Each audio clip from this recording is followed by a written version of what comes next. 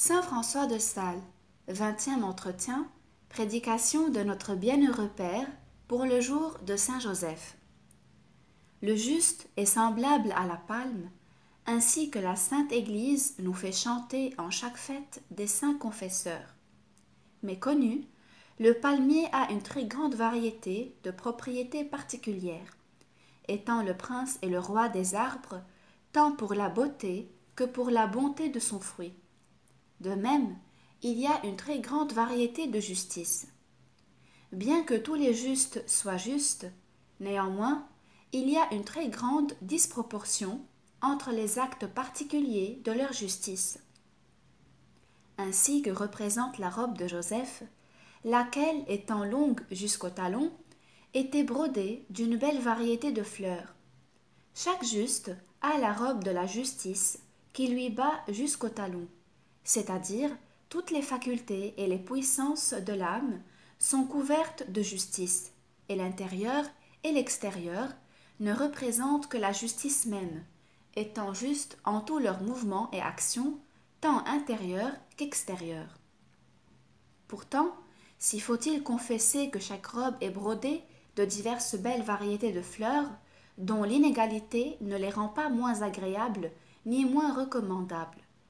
Le grand saint Paul ermite fut juste d'une justice très parfaite, si néanmoins nul ne peut douter qu'il n'exerça jamais tant la charité envers les pauvres comme saint Jean, qui pour cela fut appelé l'aumônier, ni n'eut jamais les occasions de pratiquer la magnificence, et partant, il n'avait pas cette vertu en un si haut degré que plusieurs autres saints. Il avait toutes les vertus, mais non pas en un si haut degré les unes que les autres. Les saints ont excellé, les uns en une vertu, les autres en une autre, et si bien ils sont tous saints. Ils le sont néanmoins différemment, ayant différentes saintetés, et tout autant qu'il y a de saints au ciel.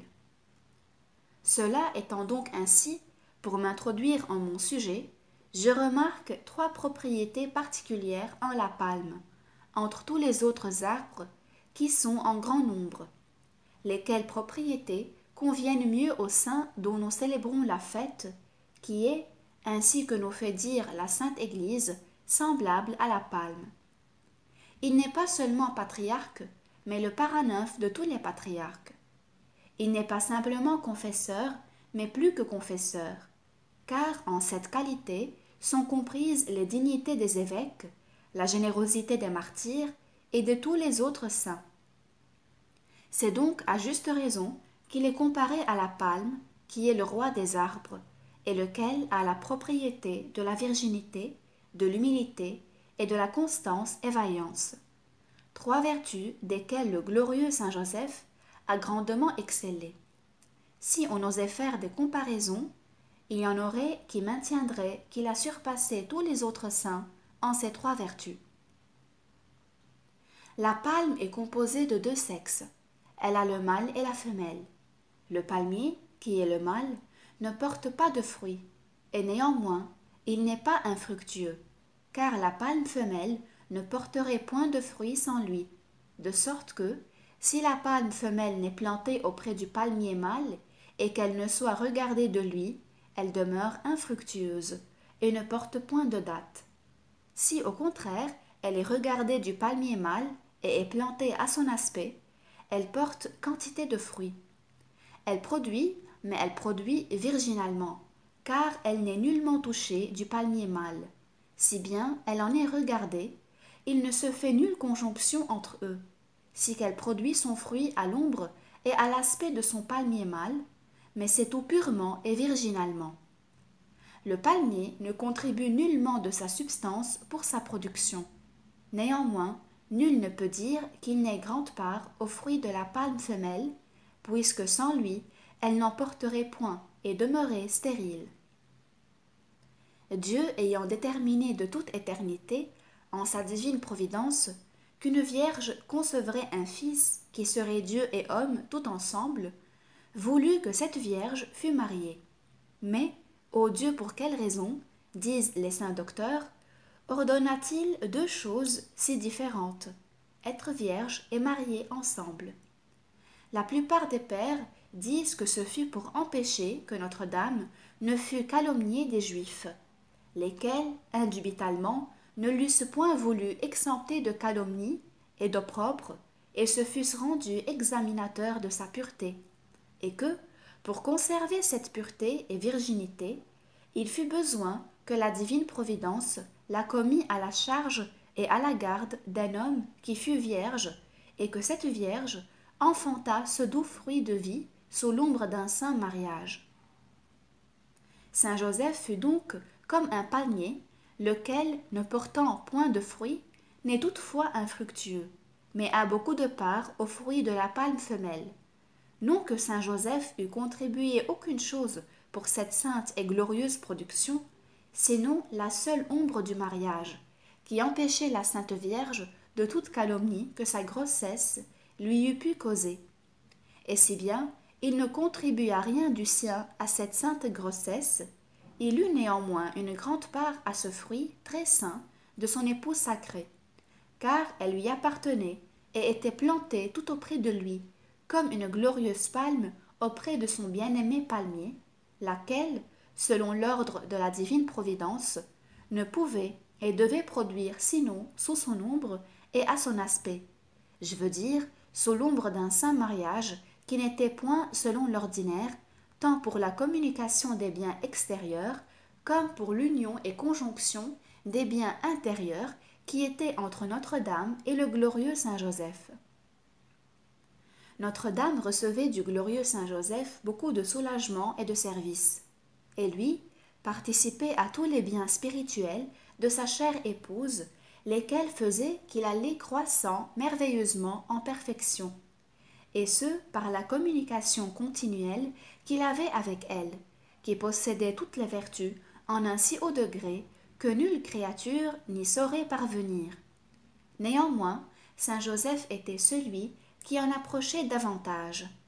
Tout ainsi comme l'on voit un miroir opposé aux rayons du soleil recevoir les rayons très parfaitement, et un autre miroir, étant mis vis-à-vis de celui qui les reçoit, les représente pourtant si naïvement que l'on ne pourrait presque pas juger lequel c'est qui les reçoit immédiatement du soleil, ou celui qui les reçoit par réverbération, ou celui qui les reçoit le premier. De même Notre-Dame, laquelle, comme un très pur miroir, opposé aux rayons du soleil de justice, des rayons qui apportaient en son âme tant de vertus en leur perfection, et vertus qui faisaient une réverbération si parfaite en saint Joseph, qu'il semblait presque qu'il fût aussi parfait, ou qu'il eût les vertus en un si haut degré que la glorieuse Vierge. Mais en particulier, pour nous tenir en notre propos commencé, en quel degré pensons-nous qu'il eut la virginité, vertu qui nous rend semblables aux anges? Que si la Sainte Vierge ne fut pas seulement vierge toute pure et toute blanche, mais, comme le chante la Sainte Église au répond de Matine, sainte et immaculée, elle était la virginité même.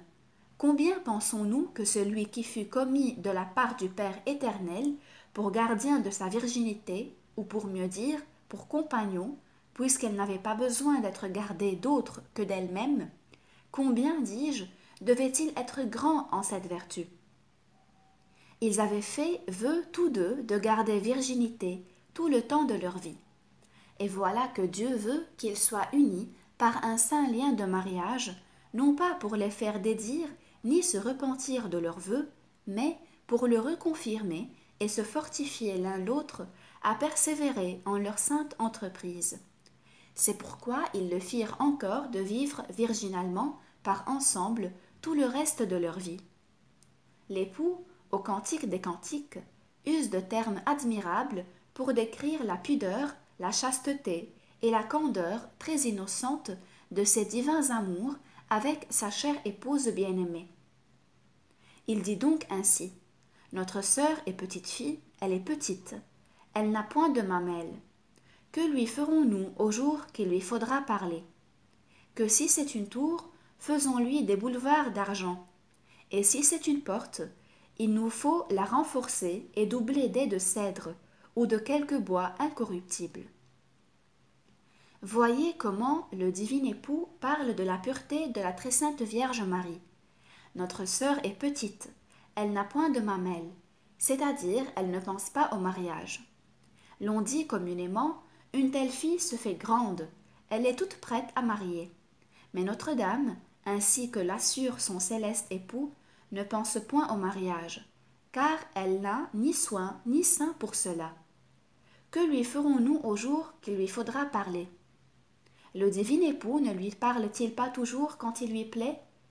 Au jour qu'il lui faudra parler, cela veut dire de la parole principale, qui est quand on parle aux filles de les marier, d'autant que c'est une parole d'importance, puisqu'il y va du choix et de l'élection d'une vocation et d'un état auquel il faut par après demeurer. Que si c'est, dit le sacré époux, une tour, faisons-lui des boulevards d'argent. Si c'est une porte, au contraire que nous voulions l'enfoncer, nous la doublerons et la renforcerons d'aies de cèdre, qui est un bois incorruptible. La très glorieuse Vierge était une tour dans l'enclos de laquelle l'ennemi ne pouvait entrer, ni nulle sorte de désir que de vivre en parfaite pureté et virginité. Que lui ferons-nous? Car elle doit être mariée. Celui qui lui a donné cette résolution de la virginité, l'ayant ainsi ordonnée. Si c'est une tour ou des murailles, établissons au-dessus des boulevards d'argent, qui, au lieu d'abattre la tour, la renforceront davantage. Qu'est-ce que le glorieux Saint Joseph, sinon un fort boulevard qui a été établi au-dessus de Notre-Dame, puisque, étant son épouse, elle lui était sujette et il avait soin d'elle. Au contraire, donc, que Saint Joseph fut établi au-dessus de Notre-Dame pour lui faire rompre son vœu de virginité, il lui a été donné pour compagnon de sa virginité, et afin que la pureté de Notre-Dame pût plus admirablement persévérer en son intégrité sous le voile et l'ombre d'un saint mariage et de la sainte union qu'ils avaient par ensemble. Si la très sainte Vierge est une porte, dit le Père éternel, nous ne voulons pas qu'elle soit ouverte. Au contraire, il faut la doubler et renforcer de bois incorruptible, c'est-à-dire lui donner un compagnon en sa pureté, qui est le grand Saint Joseph, lequel devait, pour cet effet, surpasser tous les saints, voire les anges et les chérubins même, en cette vertu tant admirable de la virginité, vertu qui le rendit semblable au palmier, ainsi que nous avons dit. Passons au second point, qui est la seconde propriété et vertu que je trouve au palmier, qui n'est autre que la sainte humilité. Car, encore que la palme soit le prince des arbres, elle est néanmoins la plus humble, ce qu'elle témoigne en ce qu'elle cache ses fleurs dedans des bourses qui sont faites en forme de gêne et étui. Ce qui nous représente très bien la différence des âmes qui tendent à la perfection d'avec les autres, la différence des justes d'avec ceux qui vivent selon le monde, car ceux-là, les mondains qui vivent selon les lois de la terre, dès qu'ils ont quelque bonne pensée ou quelque cogitation qui leur semble digne d'être estimée, ou s'ils ont quelque vertu, ils ne sont jamais en repos jusqu'à temps qu'il l'ait manifestée et fait paraître à tous ceux qu'ils rencontrent. En quoi ils courent le même risque que les arbres qui sont prompts au printemps de jeter leurs fleurs, comme sont les amandiers, car si d'aventure la gelée les surprend, ils périssent et ne portent point de fruits. Ces hommes mondains, qui sont si légers à faire épanouir leurs fleurs au printemps de cette vie mortelle, par un esprit d'orgueil et d'ambition, courent toujours fortune d'être pris par la gelée qui leur fait perdre le fruit de leurs actions. Au contraire, les justes tiennent toutes leurs fleurs resserrées dans l'étui de la sainte humilité, et ne les font point paraître, tant qu'ils peuvent, jusqu'aux grosses chaleurs, lorsque Dieu, ce divin soleil de justice, viendra réchauffer puissamment leur cœur en la vie éternelle, où ils porteront à jamais les doux fruits de la félicité et de l'immortalité. La palme ne fait point voir ses fleurs jusqu'à temps que l'ardeur véhémente du soleil vienne à faire fondre ses gènes, étuis ou bourses dans lesquelles elles sont encloses, après quoi, soudain, elles font voir le fruit. De même en fait l'âme juste, car elle tient ses fleurs cachées, c'est-à-dire ses vertus, sous le voile de la très sainte humilité jusqu'à la mort, en laquelle notre Seigneur les fait éclore et les laisse voir au dehors, d'autant que les fruits ne doivent pas tarder à paraître. Combien ce grand saint, dont nous parlons, fut fidèle en ceci. On ne peut le dire selon sa perfection, car en quelle abjection ne vécut-il pas tout le temps de sa vie, pauvreté et abjection sous laquelle il tenait cachées ses grandes vertus et dignités. Mais quelle dignité, mon Dieu, être gouverneur de notre Seigneur, et non seulement cela, mais être son Père putatif, mais être époux de sa très sainte mère. Oh vraiment, je ne doute nullement que les anges, ravis d'admiration, ne vinssent troupe à troupe le considérer et admirer son humilité, lorsqu'il tenait ce cher enfant dans sa pauvre boutique, où il travaillait de son métier pour nourrir le fils et la mère qui étaient avec lui. Il n'y a point de doute que saint Joseph, mes chères sœurs, ne fut plus vaillant que David, et n'eut plus de sagesse que Salomon et que les autres qu'ils fussent. Néanmoins, le voilà réduit à l'exercice de la charpenterie.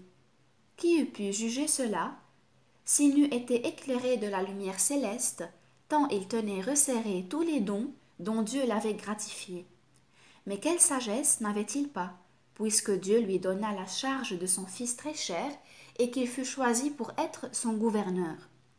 Si les princes de la terre ont tant de soin, comme étant une chose très importante, de donner un gouverneur des plus capables à leurs enfants, pensons-nous que Dieu ne fit pas que le gouverneur de son fils fût le plus accompli homme du monde en toutes sortes de perfections, selon la dignité et l'excellence de la chose gouvernée, qui était son fils, très glorieux prince universel du ciel et de la terre, comme se pourrait-il faire que, l'ayant pu, il ne l'ait voulu et ne l'ait fait.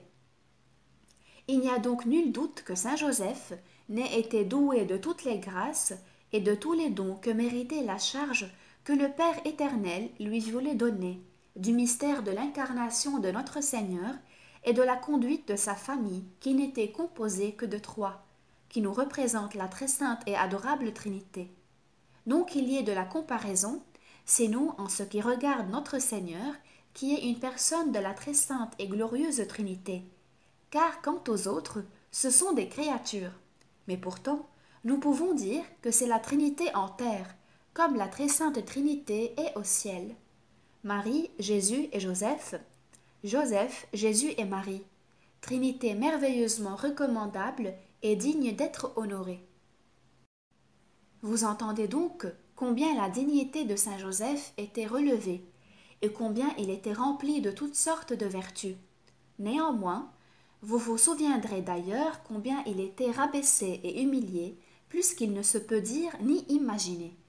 Son exemple suffit pour le bien entendre. Il s'en va en son pays et en sa ville de Bethléem, et nul n'est rejeté de tous les logis que lui, au moins que l'on sache, c'est qu'il fut contraint de se retirer et conduire sa chaste épouse dans une étable parmi les bœufs et les ânes. En quelle extrémité était réduite son abjection et son humilité.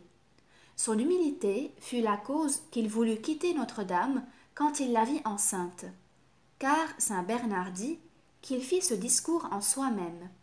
Je sais qu'elle est vierge, car nous avons fait vœu par ensemble de garder notre virginité et pureté, à quoi elle ne voudrait nullement manquer. D'ailleurs, je vois qu'elle est enceinte et qu'elle est mère. Comment se peut-il faire que la virginité se trouve en la maternité, et que la virginité n'empêche pas la maternité? Ô Dieu, dit-il en soi-même, ne serait-ce point cette glorieuse Vierge dont les prophètes assurent qu'elle concevra et sera mère du Messie? Oh, si cela est, à Dieu ne plaise que je demeure avec elle, moi qui suis si indigne. Mieux vaut que je l'abandonne secrètement à cause de mon indignité, et que je n'habite davantage en sa compagnie. Sentiment d'une humilité si admirable, laquelle fit écrier saint Pierre en la nacelle où il était avec notre Seigneur, lorsqu'il vit sa toute-puissance manifestée en la grande prise des poissons, au seul commandement qu'il leur avait fait de jeter leurs filets dans la mer. Ô Seigneur, dit-il, tout transporté d'un semblable sentiment d'humilité que saint Joseph. Retirez-vous de moi, car je ne suis pas digne d'être avec vous. Je sais bien que si je me jette dans la mer, je périrai. Mais vous, qui êtes tout-puissant, marcherez sans danger à pied sec sur les ondes. C'est pourquoi je vous supplie, vous retirez de moi, et non pas que je m'en retire. Mais si saint Joseph était si soigneux de tenir resserrées ses vertus, sous l'abri de la très sainte humilité, il avait un soin très particulier de cacher la très précieuse perle de la virginité. C'est pourquoi il consentit d'être marié, afin que personne ne le pût connaître, et que dessous le voile du mariage, il pût vivre à couvert. Sur quoi les vierges et celles ou ceux qui veulent vivre chastement sont enseignés qu'il ne leur suffit pas d'être vierges si elles ne sont humbles, et si elles ne retirent leur pureté dans la poche précieuse de l'humilité. Car autrement, il leur arrivera tout ainsi qu'aux folles vierges, lesquelles, faute d'humilité, furent chassées des noces de l'époux, et partant contraintes d'aller aux noces du monde, où l'on n'observe pas le conseil de l'époux céleste, qui dit qu'il faut être humble pour entrer aux noces. Je veux dire qu'il faut pratiquer l'humilité, car, dit-il, allant aux noces ou étant invité aux noces, prend la dernière place. En quoi nous voyons combien l'humilité est nécessaire pour la conservation de la virginité, puisque sans cette vertu, l'on doit être indubitablement rejeté du céleste banquet et du festin nuptial que Dieu prépare aux vierges en la céleste demeure. L'on ne tient pas les choses précieuses, surtout les onguents odorifants, à l'air, car, outre que ces odeurs viendraient à s'en aller, les mouches les gâteraient et feraient perdre leur prix et leur valeur. De même, ces âmes justes, craignant de perdre le prix et la valeur de leurs bonnes œuvres, les resserrent ordinairement dans une boîte, mais non une boîte commune, non plus que les onguents précieux, ni dans une boîte d'albâtre, telle que celle que sainte Madeleine répandit sur le chef sacré de notre Seigneur lorsqu'il rétablit sa virginité, non essentielle mais réparée, laquelle est quelquefois plus excellente, étant rétablie par la pénitence, que non pas celle qui n'a point reçu de tare et qui est accompagnée de moins d'humilité. Boîte d'albâtre où nous devons, à l'imitation de Notre-Dame et de saint Joseph, resserrer nos vertus et tout ce qui peut nous faire estimer des hommes, nous contentant de plaire à Dieu en demeurant sous le voile sacré de l'abjection de nous-mêmes, attendant, ainsi que nous avons dit, que Dieu, venant pour nous retirer au lieu de sûreté, qui est la gloire, fasse lui-même paraître nos vertus pour son honneur et sa gloire. Mais quelle plus parfaite humilité peut-on imaginer que celle de saint Joseph? Je laisse à part celle de Notre-Dame, car nous avons déjà dit que saint Joseph recevait un grand accroissement en toutes les vertus par forme de réverbération que celle de la très sainte Vierge Marie faisait en lui. Il a une très grande part en ce trésor divin qu'il avait chez lui, qui est notre Seigneur, et cependant il se tient si rabaissé et si humilié qu'il semble qu'il n'y ait point de part. Toutefois, il lui appartient plus qu'à nul autre après la Sainte Vierge. Nul n'en peut douter, puisqu'il était de sa famille, et il était fils naturel de son épouse qui lui appartenait. Si un oiseau, une colombe, pour prendre la comparaison plus conforme à la pureté des saints dont nous parlons, si une colombe donc portait en son bec une datte, laquelle elle laissa tomber dans un jardin, l'on ne dirait pas que le palmier qui en viendrait fût à la colombe qui aurait laissé choir la datte, mais le palmier appartiendrait à celui à qui est le jardin. Oh, si cela est ainsi, qui osera douter que le Saint-Esprit, comme un divin colombo, ayant laissé tomber cette divine datte dans le jardin clos et fermé de la très sainte Vierge, jardin scellé et environné de toutes parts des haies du saint vœu de la virginité et chasteté toute immaculée, lequel appartenait au glorieux saint Joseph, comme l'épouse à l'époux, qui doutera que ce divin palmier, qui porte des fruits qui nourrissent à l'immortalité, n'appartienne quand et quand à ce grand saint, lequel pourtant ne s'en étonne point, n'en devient point plus superbe, ni ne s'en estime point davantage, mais en devient toujours plus humble. Ô Dieu, qu'il faisait bon voir la révérence et le respect avec lequel il traitait tant avec la mère qu'avec le fils. Il avait bien voulu quitter la mère, ne sachant encore tout à fait la grandeur de sa dignité. En quelle admiration et profond anéantissement était-il par après, quand il se vit tant honoré que notre Seigneur et notre Dame se rendaient obéissants à ses volontés et ne faisaient rien que par son commandement. Ceci est une chose qui ne peut se comprendre. C'est pourquoi il nous faut passer ce point, puisque tout ce que nous pourrons dire de l'humilité de ce glorieux saint ne serait rien en comparaison de ce que nous en laisserions à dire. La troisième vertu que je remarque en la palme est la vaillance, la constance, la force, vertu qui s'est trouvée en un degré éminent en notre saint. La palme a une force, une vaillance et même une constance très grande au-dessus de tous les autres arbres. Aussi est-il le premier de tous. La palme montre sa force et sa constance en ce que, plus elle est chargée, et plus elle monte en haut. Ce qui est tout au contraire, non seulement aux autres arbres, mais en toute autre chose. Car plus on est chargé, et plus on s'abaisse contre terre. Mais la palme montre sa force et sa constance en ne se soumettant pas à s'abaisser pour aucune charge que l'on mette sur elle. C'est son instinct de monter en haut, et partant elle le fait sans que l'on puisse empêcher. Elle montre sa vaillance en ce que ses feuilles sont faites comme des épées, et semble en avoir autant qu'elle porte de feuilles. C'est certes à juste raison que saint Joseph est dit ressembler à la palme, car il fut toujours constant, fort, vaillant et persévérant. Il y a beaucoup de différence entre la constance et la persévérance, entre la force et la vaillance. Nous appelons un homme constant, lequel se tient ferme et préparé à souffrir les assauts de ses ennemis, sans s'étonner ni perdre courage.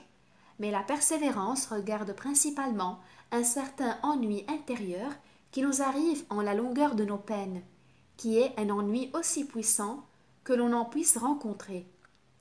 Or, la persévérance fait que l'homme méprise cet ennui, en telle sorte qu'il en demeure victorieux par une continuelle égalité et soumission à la volonté de Dieu.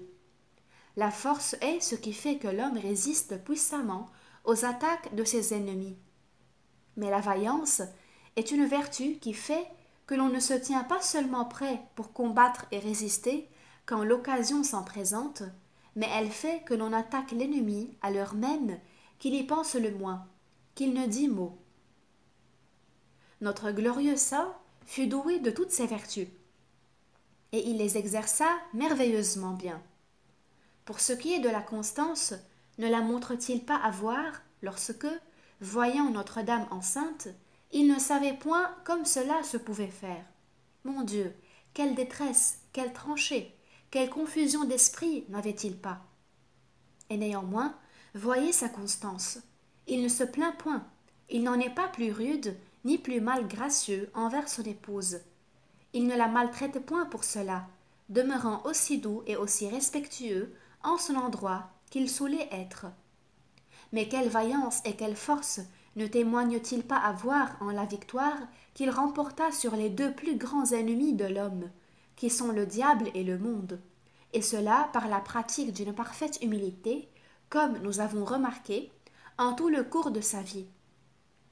Le diable est tellement ennemi de l'humilité, parce que, faute de l'avoir, il fut déchassé du ciel et précipité aux enfers, comme si l'humilité était la cause de ce qu'il ne la voulut pas choisir pour compagne inséparable, qu'il n'y a invention ni artifice dont il ne se serve pour faire déchoir l'homme de l'affectionner, et d'autant plus qu'il sait que c'est une vertu qui le rend infiniment agréable à Dieu. Si que nous pouvons bien dire, vaillant et fort est l'homme qui persévère en celle-là, parce qu'il demeure vainqueur du diable et du monde tout ensemble, qui est rempli d'ambition, de vanité et d'orgueil. Quant à la persévérance, qui est contraire à cet ennemi intérieur, qui est l'ennui qui nous survient en la continuation des choses abjectes des mauvaises fortunes, s'il faut ainsi dire, ou bien en divers accidents qui nous arrivent, combien ce saint fut éprouvé de Dieu et des hommes même. Ce voyage d'Égypte nous l'enseigne assez. L'ange lui commande de partir promptement et de mener Notre-Dame et son fils très saint en Égypte. Le voilà que soudain il part sans dire « Où irai-je? Quel chemin tiendrai-je? De quoi nous nourrirons-nous? Qui va nous recevoir ?» Il part d'aventure avec ses outils sur son dos, afin de gagner sa pauvre vie et celle de sa famille à la sueur de son visage. Oh, combien cet ennui dont nous parlons le devait presser, vu mêmement que l'ange ne lui avait point dit le temps qu'il devait être, si qu'il ne pouvait s'établir ni demeurer assuré, ne sachant quand l'ange lui dirait qu'il s'en revint. Il pouvait bien penser que ce serait peut-être tandis qu'il serait en chemin, ayant assez de temps pour faire mourir l'ennemi pour lequel il fuyait ainsi. Saint Paul a tant admiré l'obéissance d'Abraham lorsque Dieu lui commanda de sortir de sa terre, d'autant que Dieu ne lui dit pas de quel côté il irait, ni Abraham ne lui demanda pas. « Seigneur, vous me dites que je sorte, mais dites-moi donc de quel côté je sortirai. » Mais il se mit en chemin et allait selon que l'Esprit le conduisait. Oh, combien est admirable la parfaite obéissance de saint Joseph! L'ange ne lui dit point jusqu'à quand il serait en Égypte. Et il ne s'en enquit point. Il demeura l'espace de 5 ans, comme la plupart croient, sans qu'il s'informât de son retour, s'assurant que celui qui lui avait commandé qu'il y allât lui commanderait de revenir quand il s'en faudrait retourner, à quoi il était toujours prêt d'obéir. Il était en une terre non seulement étrangère, mais ennemie des Israélites, d'autant que les Égyptiens se repentaient encore de ce qui les avait quittés et avait été cause qu'une grande partie des Égyptiens furent submergés lorsqu'ils les poursuivaient. Je vous laisse à penser quel désir devait avoir saint Joseph de s'en retourner à cause des continuelles craintes qu'il pouvait avoir parmi les Égyptiens. L'ennui de ne savoir quand il sortirait devrait sans doute grandement affliger son esprit, tourmenter son cœur. Néanmoins, il demeure toujours lui-même, toujours doux, tranquille et persévérant en la soumission au bon plaisir de Dieu, auquel il se laissait pleinement conduire. Car, comme il était juste, il avait toujours sa volonté ajustée, jointe et conforme à celle de son Dieu en toutes sortes d'événements, soit prospères, soit adverses.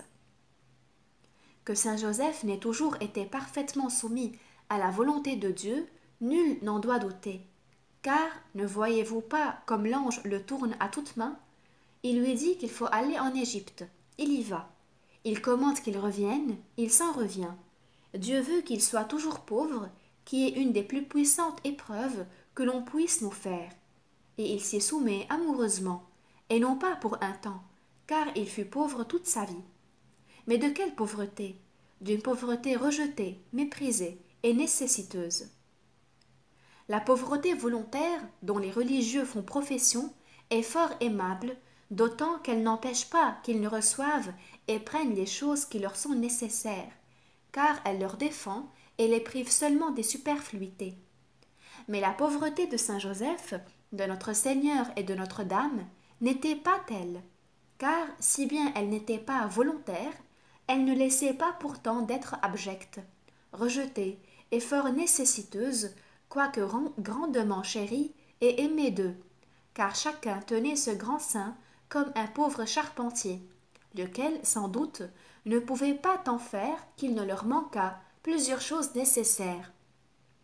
Bien qu'il se peinât avec une affection incomparable pour l'entretien de sa pauvre petite famille.